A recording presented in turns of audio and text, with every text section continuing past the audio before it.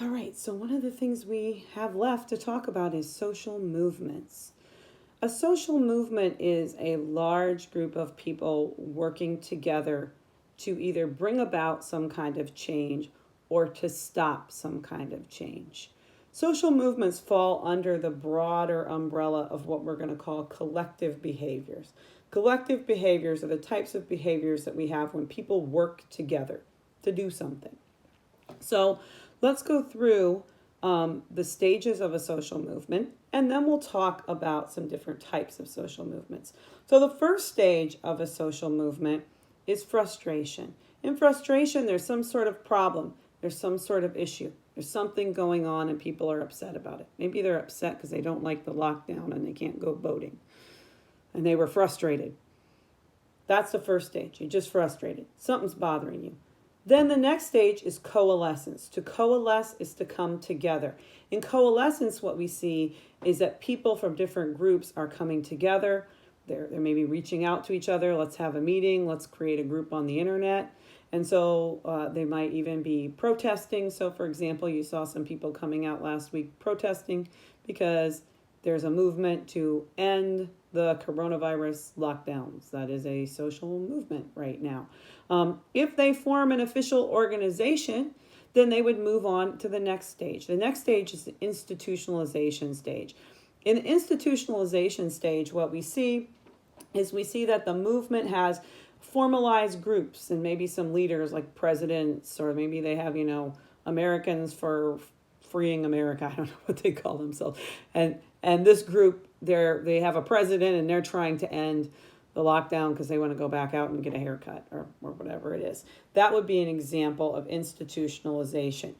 Fragmentation occurs when the people in the movement start to break apart. Maybe they disagree with each other. Maybe they disagree on tactics. Maybe one leader kind of gets mad at the guy who wants to, or the woman who wants to take over for him or her. So in fragmentation, you saw that with the civil rights movement in the United States. In the 50s and 60s, the civil rights movement was very united.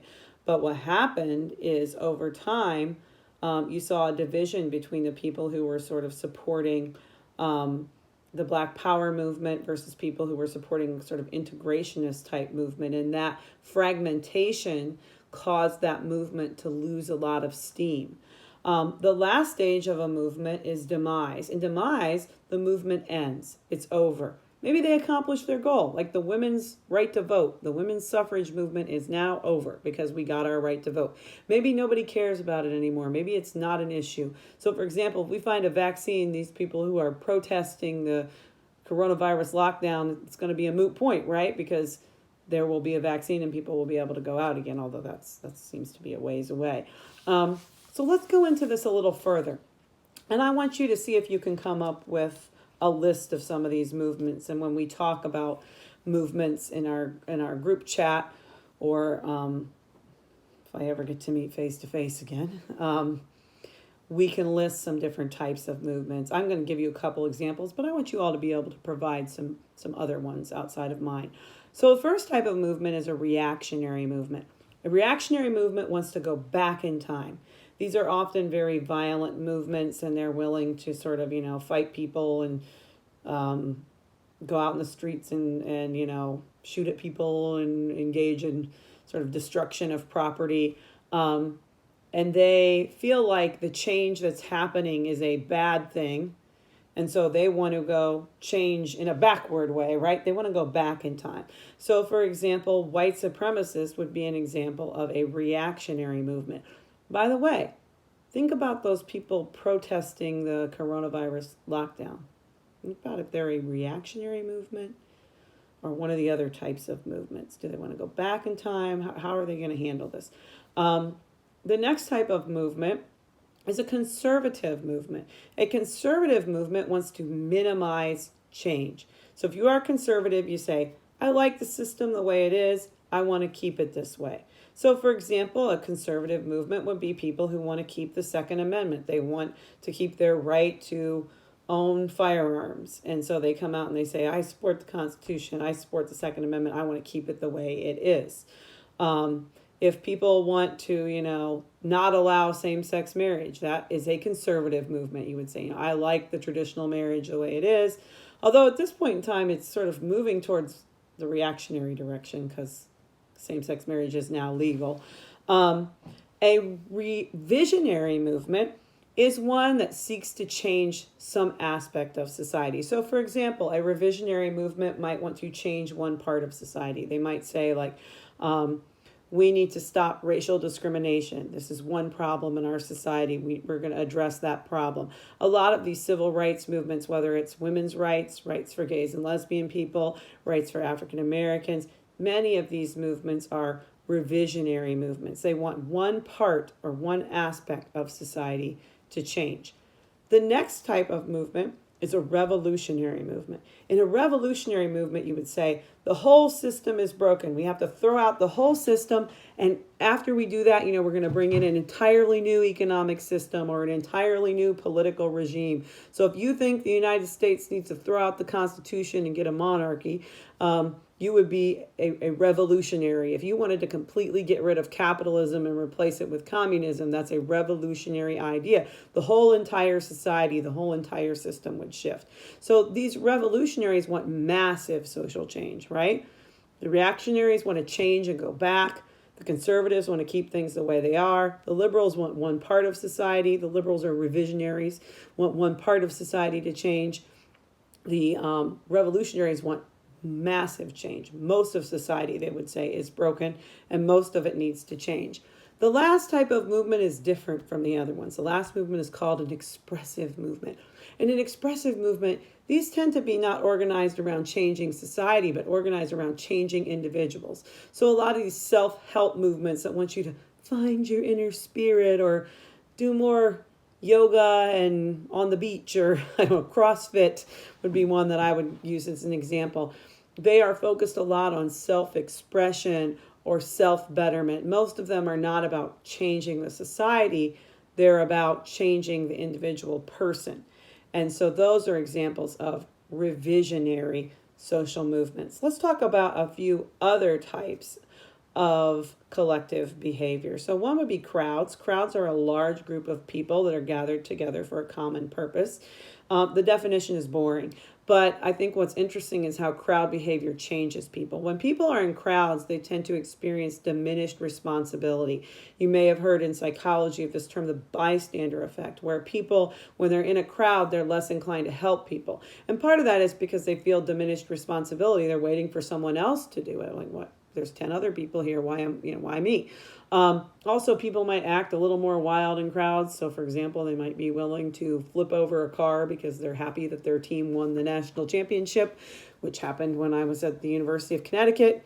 And if you saw any of those people one-on-one, they would not be willing to flip over a car. But when they got in this large group of people and they had all this excitement and enthusiasm, they just didn't feel so responsible for their behavior anymore.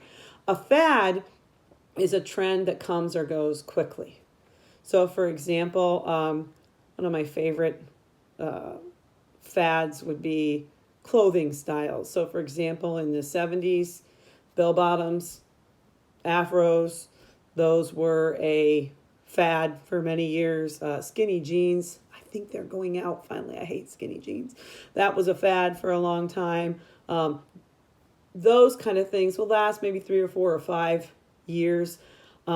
Crazes are trends that come and go very quickly. So maybe it's only popular for a few weeks or a few months. One of the things that my students gave as an example of a great example of a craze would be a lot of viral videos. 1 week everybody's watching that viral video, and then 2 weeks later they've forgotten about it. So, for example, when I was teaching a few years ago and Drake's Hotline Bling song came out, you remember that? Yeah, one of the trends that I really liked was that people made their own little memes of Drake doing his dance that he did in the video. So you may have seen some of these. I'll try to splice them into the video so you can relive them with me. That was a craze for about, a month or two. Everybody was doing Drake memes.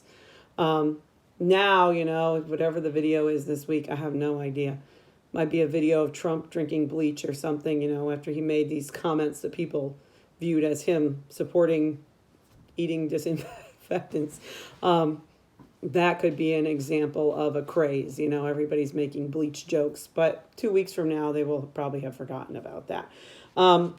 Rumors are unconfirmed information, and the thing with rumors is that they tend to spread very rapidly. So, you hear a rumor, you're not sure if it's true. By the time you're done, everybody and their mother knows about it. And there are two problems with that. One is it's unconfirmed, and two is when your people are kind of chatting from one to the next, a lot of times the message changes. So by the time it gets back, it's like, you said, my mama's getting a cat, and somebody said, your mom is really fat. So the message kind of shifts over time because it spreads so rapidly. And these are, of course, two major issues with rumors. Public opinion is a term for the general public's views about things. Maybe it's something like our presidential approval rating, whether or not we think drugs should be legalized, our opinions of how the coronavirus task force is doing. I mean, these are examples of public opinion. A lot of times you get that from polling information. Mass hysteria or panic is when a large group of people are acting at once out of a sense of fear. So, for example, if people are all suddenly running out and taking their money out of the bank because they think there's going to be a depression, they might be acting out of mass hysteria. That actually happened, and Roosevelt had to declare a bank holiday so that people would stop doing that because they were panicking during the Great Depression about the banks not having their money. And they had to create the FDIC, the Federal Deposit Insurance. Is it corporation or commission? I can't remember what the C is for. But the idea was it would stop people from panicking like that. When people heard the War of the Worlds on the radio, you may have heard this story back in the 20s or 30s. I can't remember when exactly it was. They played it on the radio and people thought it was real and they thought the aliens had really landed. So some people were like running out in the street panicking. That would be an example of mass hysteria or panic. What I find interesting though is even when people are in very difficult situations, believe it or not, most people tend to behave in a way that is not leaning towards mass hysteria or panic. One of the classic examples of that is from the World Trade Center when 9/11 happened. What they found when they did interviews with people, people weren't running around screaming and yelling. They were actually working very well together to help each other get out of that building. So, for example, they carried a guy in a wheelchair down like 60, 70 flights of stairs. There was a blind man who managed to get out with his dog because other people helped him get away from the building. So, believe it or not, in a lot of very difficult or emergency situations, most people tend to behave in a way that is a little more rational. That said, I don't know, maybe some of that toilet paper buying for the coronavirus is an example of mass hysteria or panic. Propaganda is the last type of collective behavior. Propaganda is videos, speeches, any kind of medium that's designed to influence people's opinion. So, for example, if you want people to feel like the death penalty is wrong and you create an anti-death penalty video, that would be propaganda. All advertising is propaganda. They're all trying to convince you that their product is the best one for everyone. All political campaigning is propaganda. And so propaganda gets a bad rap, but I would make the case to you that propaganda is all around you.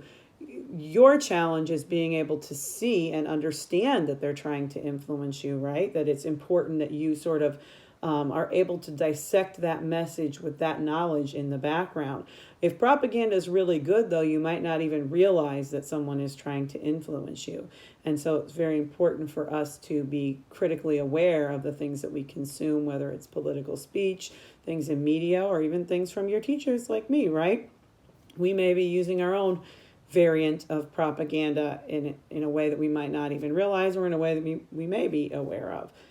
So again, those are the different types of social movements. You should also be able to connect those movements to the reactions to social change, because a lot of the movements are very similar to the responses to social change. And so this covers collective behavior and social change and social movements in the last section. So make sure that you kind of watch those videos together. There's two, this one, and then the other one on reactions to social change.